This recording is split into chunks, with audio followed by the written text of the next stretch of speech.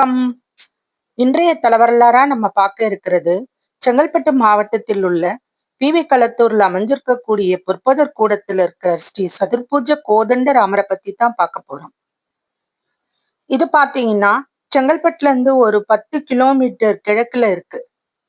பொற்பதர் கூடத்துல சதுர்பூஜ கோதண்ட ராமருங்கிற பெயர்ல ஸ்ரீராமருக்காக கட்டப்பட்ட அரிய கோயில்.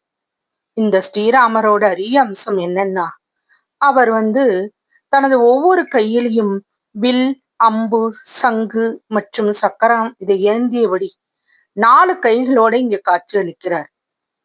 வால்மீகி ராமாயணத்தின்படி ஸ்ரீராமர் 4 கரங்களோட கூடிய இந்த கோலத்துல 4 பேருக்கு மட்டும்தான் இதுவரையும் தரிசனம் அளிச்சிருந்தாருன்னு சொல்லப்படுது. அவங்க யாருன்னா, பிறந்த போது தன் தாய் கௌசல்யக்கும், முதல்ல சந்திச்ச போது ஸ்ரீ ஆஞ்சநேயருக்கும், கனவுல கண்ட திரிசதிக்கும், போர்க்களத்துல ராவணனால கொல்லப்பட்ட பிறகு அவரது மனைவி மண்டோதரிக்கும் தான் காட்சி கொடுத்தாராம். புராணத்தின்படி ஸ்ரீ தேவராஜ ரிஷிங்கிற முனிவர் இந்த கிராமத்து அருகில் உள்ள குளக்கரையில தவம் செஞ்சு வந்தாராம்.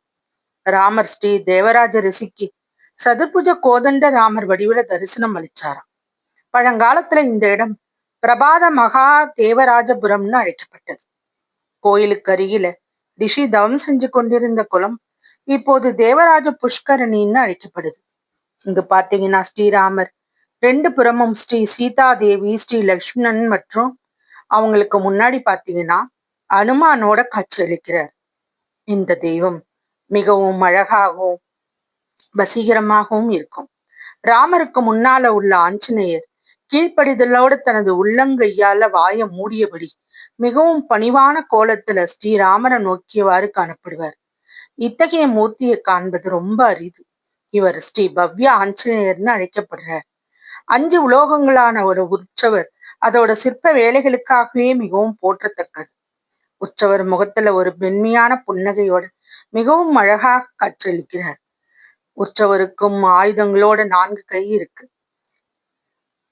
இது போல ஸ்ரீராமர் தனது வலது கையில அம்ப பிடிச்சபடி விரல்களை மடிச்சு அம்ப கையில ஏந்திருக்கார். இறைவன் தனது விரல்ல தங்க மோதிரம் அணிஞ்சிருக்கார். அந்த மோதிரத்தை விரல்ல இருந்து சிரமமின்றி கழட்டி மீண்டும் மாற்ற முடியுமா? எப்பேற்பட்ட அருமையான ஒரு வேலைப்பாடோட செஞ்சிருக்காங்க பாருங்க. ஸ்ரீராமர் நமக்கு முன்னால நின்று நம்மளை ஆசீர்வதிக்கிறது போல ஒரு மகிழ்ச்சியான ஒரு உணர்வை நம்மளால உணர முடியுது. சுற்றிலும் நிறைய நெல் வயல்களுக்கு மத்தியில அமைதியான சூழல்ல இந்த கோயில் சிறியதாக இருந்தாலும் அழகாக அமைஞ்சிருக்கு. இத்தகைய அற்புதமான ஸ்ரீராமரையும் அரிதான அந்த ஆஞ்சநேயரையும் தரிசிப்பதற்காக நம்ம எங்கிருந்து வேணாலும் போய் அவர் பார்க்கலாம் இல்லைங்களா? ராமர் பாதம் போற்றி. வசி விலாக்ஸை தொடர்ந்து சப்ஸ்கிரைப் பண்ணாதவங்க பண்ணுங்க, லைக் பண்ணுங்க, ஷேர் பண்ணுங்க. நீங்க இந்த கோவிலை பத்தி ஏற்கனவே தெரியுமாங்கிறத கமெண்ட்ல பதிவு பண்ணுங்க. நன்றி.